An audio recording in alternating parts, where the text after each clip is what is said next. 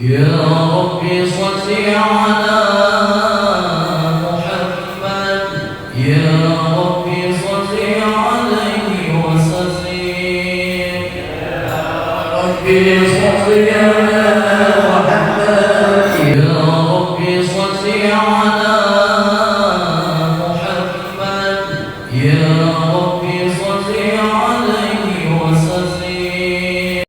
Assalamualaikum warahmatullahi wabarakatuh.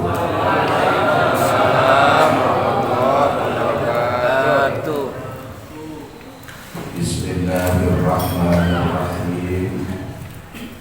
Alhamdulillahi rabbil alamin.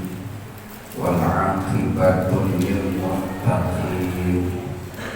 Wa la 'udwana illa 'alal zalimin.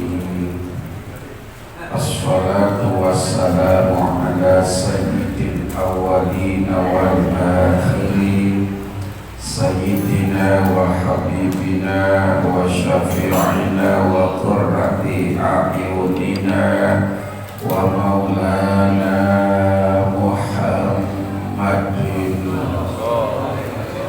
wa ala alihi wa ashabihi al-mujahidin al-tahirin amma ba'du.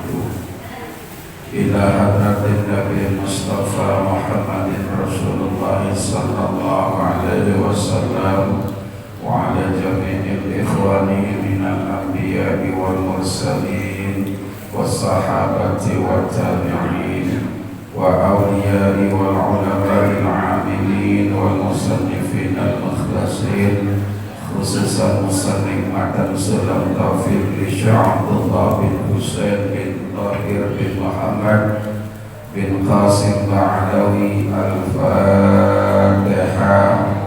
A'udhu billahi minasyaitanir rajim. Bismillahirrahmanirrahim. Alhamdulillahi rabbil alamin. Ar-Rahmanir-Rahim. Maliki yaumiddin. Iyyaka na'budu wa iyyaka nasta'in. Ihdinas siratal mustaqim. Siratal ladzina an'amta 'alaihim ghairil maghdubi 'alaihim waladdallin. Puji syukur kita panjatkan kehadirat Allah. Salawat salam semoga selalu tercurah kepada baginda Rasul Nabi besar Muhammad sallallahu alaihi wasallam. Para bapak, ibu dan saudara-saudara, yang kita lanjutkan taklim kita bulanan pada setiap minggu pertamanya. Sebelum kita lanjutkan pembahasan kita jawab dulu pertanyaan yang sudah masuk. Ada beberapa pertanyaan.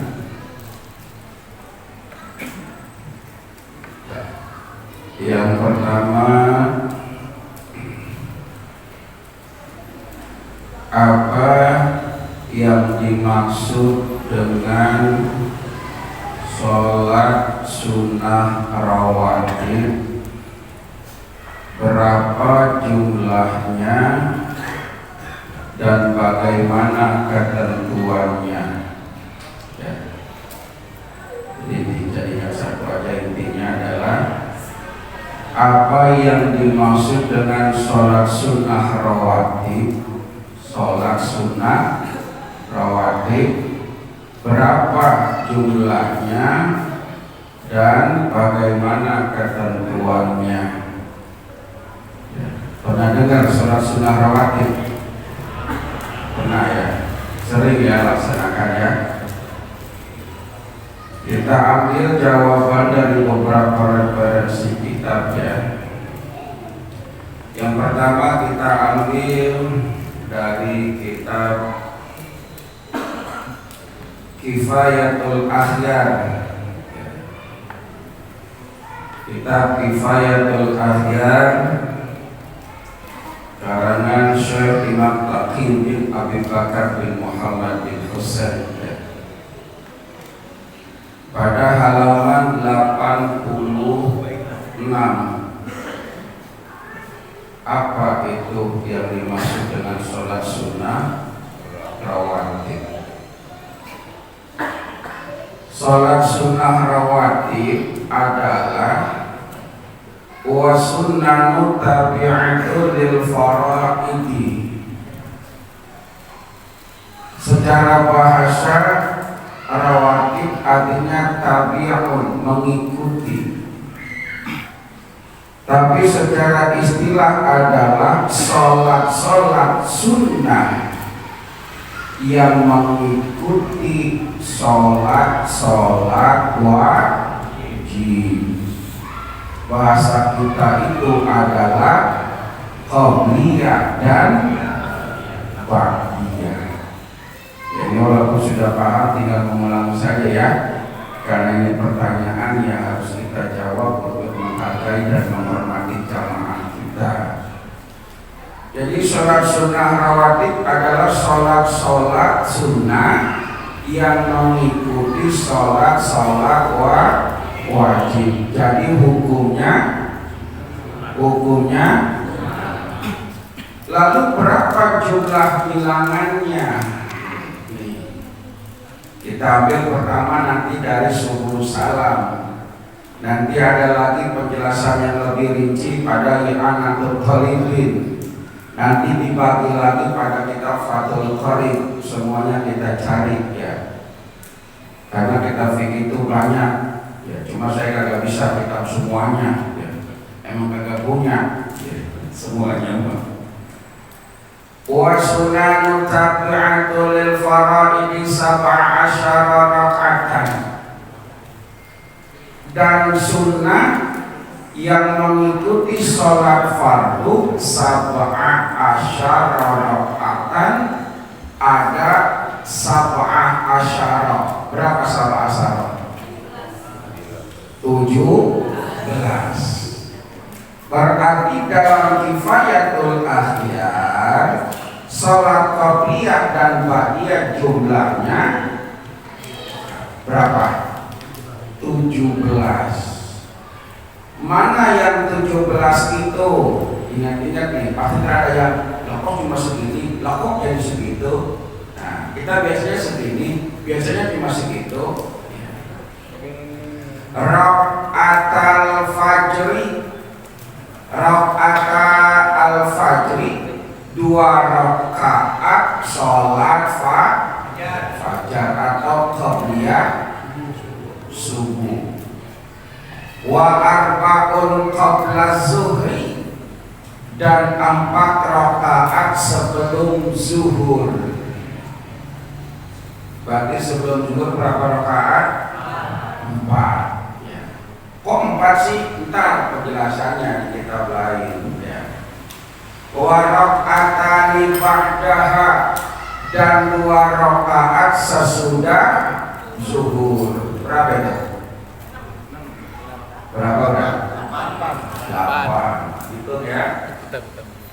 Wa arba'u qablal asri, dan 4 rakaat qablal asri sebelum sholat asar. Jadi sebelum asar berapa rakaat? 4. Dua ya. Kok 4 sih? Emang ada ilmu baru saya itu? Jadi 4 rakaat sebelum asar. Wa raka'atani ba'dal maghrib, dan 2 rakaat sesudah maghrib. Lah, kok sesudah maghrib 2 rakaat? Sebelum maghribnya nggak ada Ustaz. Nah, ada nggak di sini? Nggak ada. Ya, kita cari dulu. Wa salasun, dan 3 ba'dal isya, setelah sholat isya. Berapa rakaat? 3. Yutiru biwahidatin minhunna, itu 1 rakaatnya sholat sunnah witir. Jadi berapa semuanya? 17. Loh, kok asar 4 rakaat, kok zuhur 4 rakaat? Mana dalilnya? Di bawahnya dijelaskan ya, bahwasanya ada hadis Ibnu Umar. Hadis Ibnu Umar radhiyallahu anhu maqala Salaitu ma'an Nabi sallallahu alaihi wasallam raka'ataini qabla zuhri wa raka'ataini ba'daha. Jadi hadis Ibnu Umar, dia salat sama Rasul 2 rakaat sebelum duhur, 2 rakaat sesudah duhur. Loh tadi 4, kok hadisnya 2? Nah, jadi kita rinci dulu ya. Karena yusalli qabla al-asri. Kemudian dari hadis riwayat Imam Tirmidzi dari Sayyidina Ali, anna Nabiyya sallallahu alaihi wasallam kana yusalli qabla al-asri 4 raka'atin tafsilu bainahuma. Adalah Rasulullah sallallahu alaihi wasallam salat qabla al-asri sebelum asar 4 raka'atin 4 rakaat. Jadi sebelum asar itu berapa rakaat? 4. Itu dalil-dalilnya semuanya ada 17. Kita simpan dulu karena ada juga yang 15. Keterangan lain dalam kitab I'anatul Talibin. Kitab I'anatul Talibin juz 1, kitabnya ada 4 juz. Juz 1 halaman 245. Siapa tahu ada yang punya kitabnya, bisa dulu halamannya tadi bayar di rumah. Atau saya udah fotoin, tapi saya nggak bawa HP, saya belum sempat share dan maafnya. Jadi nanti hasil-hasilnya itu kita foto, kita kirim. Kemarin itu beberapa kali saya kirim itu yang nggak ada yang komen. Nggak ada yang komen. Ada yang komen paling kita minta maafnya aja. Allahumma shalli ala Muhammad. Salat sunnah rawatib di dalam I'anatul Talibin jumlahnya adalah yusanu al-ikhtibaru sahihati tabi'ati fi sunan. Ya, kita hitung nih.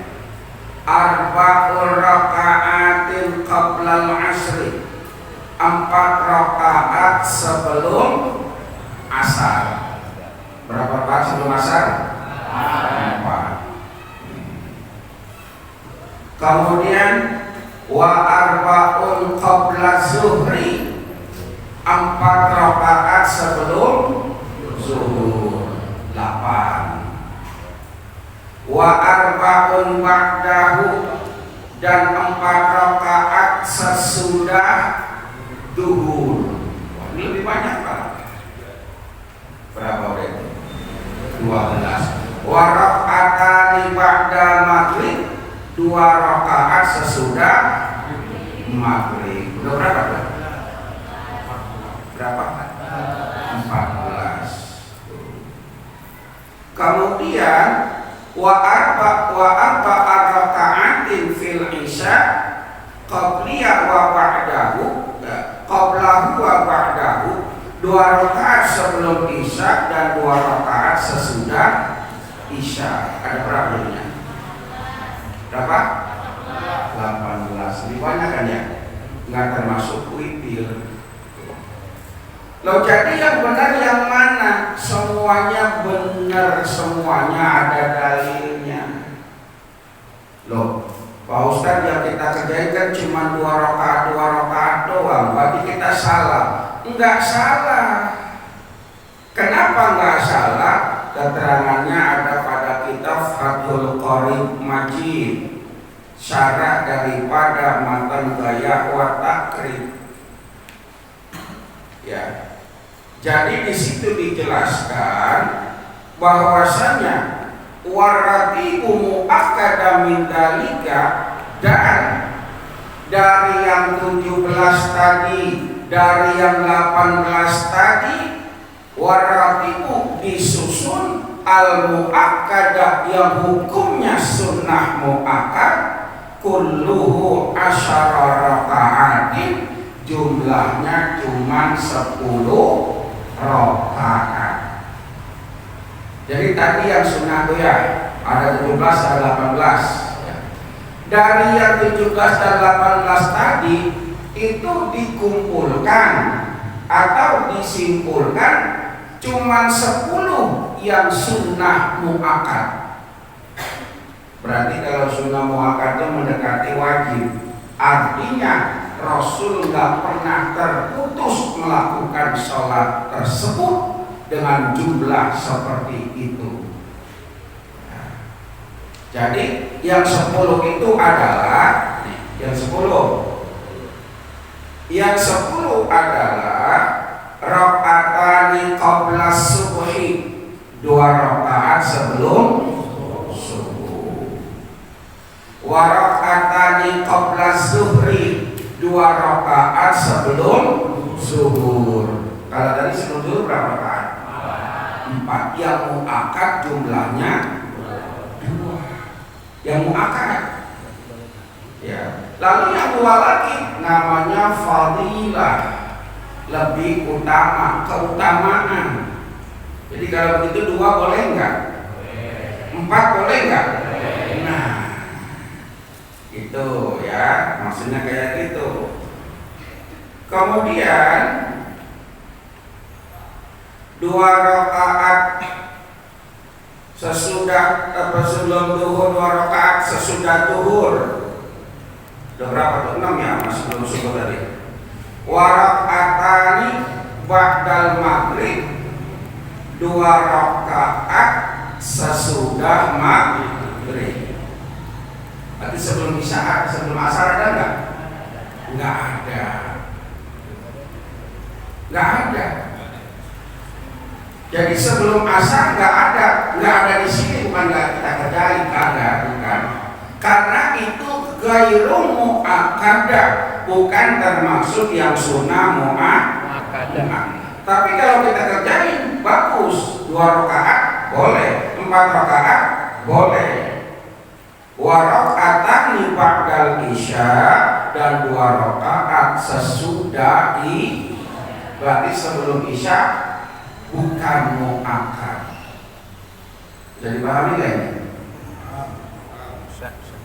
Jadi minimal yang 10 ini kerjain. Itu maksudnya syukur-syukur bisa 18 atau 17 dengan witirnya tadi ya. Jadi kalau ada yang sholat qabliyah duhur 4 rakaat agak salah, 2 rakaat mu'akkadah ya. Kalau ada yang sholat qabliyah asar 4 rakaat enggak masalah, 2 rakaat enggak masalah, tapi ghairu mu'akkadah ya. Jadi seperti itu ya. Paham dong? Nah, lalu kedudukannya, hukumnya sunnah. Kalau sunnah udah paham kan, dikerjakan mendapat pahala, ditinggalkan tidak berdosa. Kemudian ada lanjutannya. Kalau yang mu'akkadah, tahu yang mu'akkadah? Yang mu'akkadah ada berapa? Ada berapa? Kalau yang mu'akkad apabila tertinggal, apakah wajib diqodho? Sholatnya aja sunnah, bukan sholat wajib. Berarti kata-kata wajib itu nggak ada. Sholatnya aja udah nggak wajib, apalagi kodoknya nggak wajib. Lalu kalau dikodok boleh apa enggak? Nah, gitu ya. Nah, penjelasannya itu ada pada hadis fikih ya, fiqh sunnah.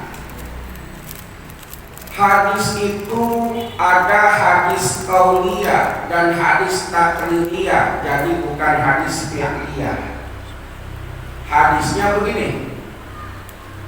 Hadis qauliyah, seandainya aku, ya ini intinya ya, Muhammad meninggalkan atau terlupakan, terlewatkan sholat sunnah qobliyah subuh, maka aku akan mengqodoknya setelah sholat subuh.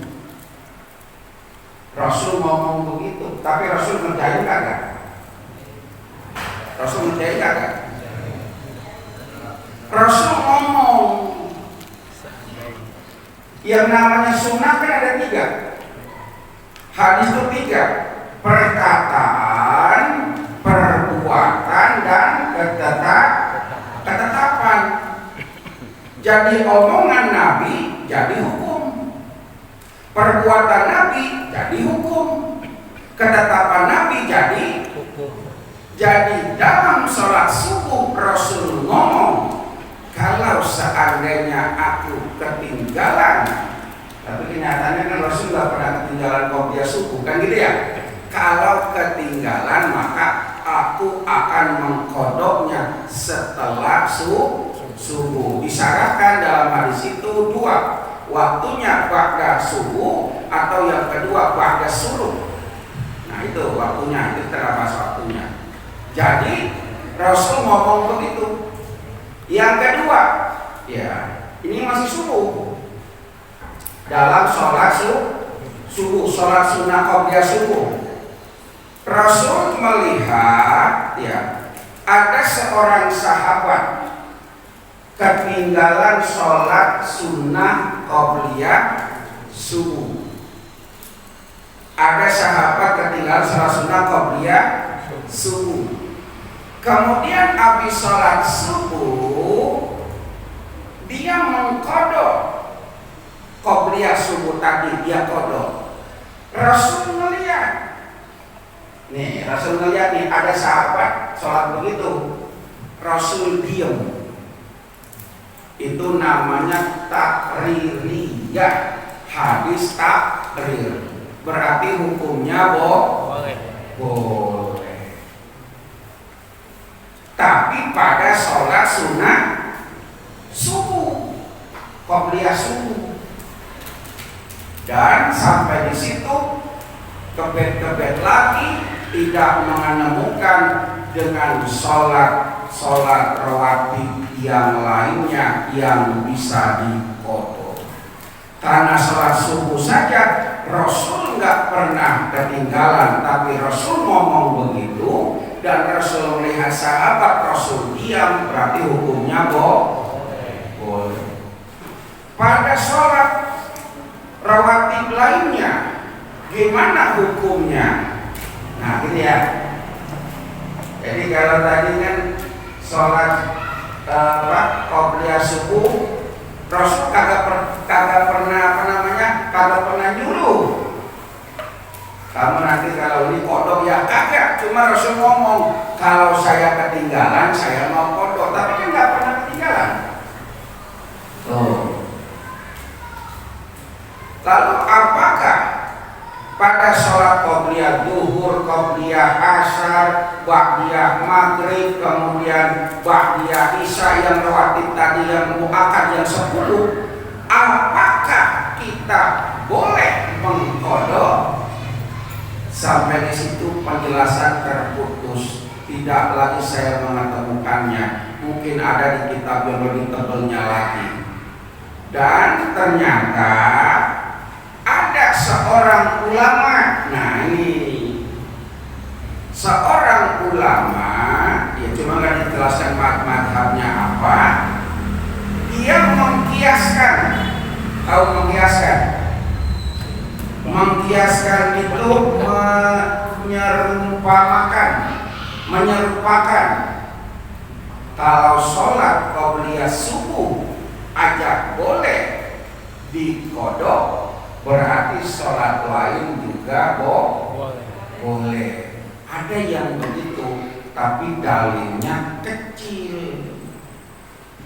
Karena ada ulama yang ngomong begitu, ketika ada orang yang mungkin dia belajar boleh mengqodok sholat qobliyah Ba'diyah duhur misalkan ya, kalau ba'diyah menjarah nih, qobliyah biasanya kan gitu ya.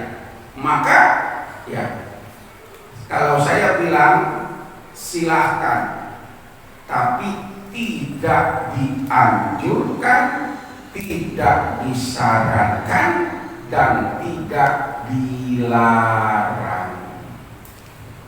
Bisa dipahami ya? Jadi itulah fikih. Jadi fikih itu nggak kaku. Jadi kalau dia bilang, oh begini nggak boleh bagaimana? Nah, jadi fikih itu nggak kaku. Jadi kayak gitu.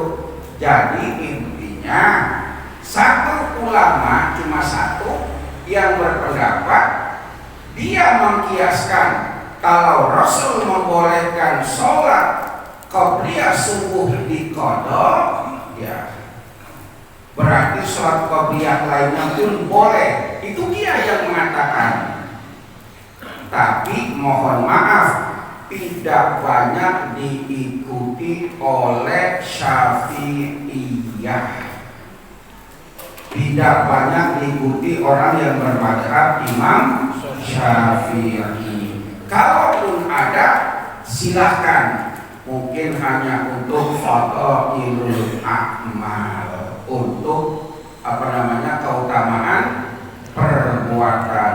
Lalu kalau saya pribadi lebih kepada apa yang diajarkan Rasul, mungkin saya tidak mengqadha qobliyah tadi. Kalau saya tanya begitu tanyaannya. Kalau Ustaz bagaimana? Ya pribadi kan sebenarnya mah jawabannya. Ya, jadi kayak begitu.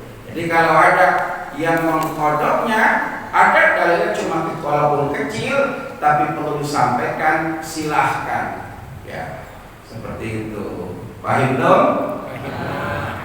Benar paham? Coba yang 10 rakaat tadi yang rawatib akan yang apa aja coba? Terus ya gua aja udah nyantet udah mah apa jenis bang? Ya itu ya. Jawabannya gitu ya. Jadi semua hukumnya sunnah. Jadi dalilnya sekali lagi, dalil mana dalilnya kok sholat itu yang qobliyah itu bisa diqadha? Dalilnya nggak diketemukan, cuma dikiaskan. Tahu nggak kias? Kias gini, dalam kitab zakat itu pakai apa? Zakat pakai apa dalam kitab? Kagak ada beras. Yang bilang zakat pakai beras kagak ngaji. Pakai apa? Gandum. Tapi gandum itu dikiaskan sebagai makanan. Nah, itu makanan pokok. Itu namanya kias. Jadi kalau ada yang mengqadha sholat qobliyah, dalilnya pakai kias, baik kias musawi maupun kias aulawi. Nah itu sulit bahasan itu panjang.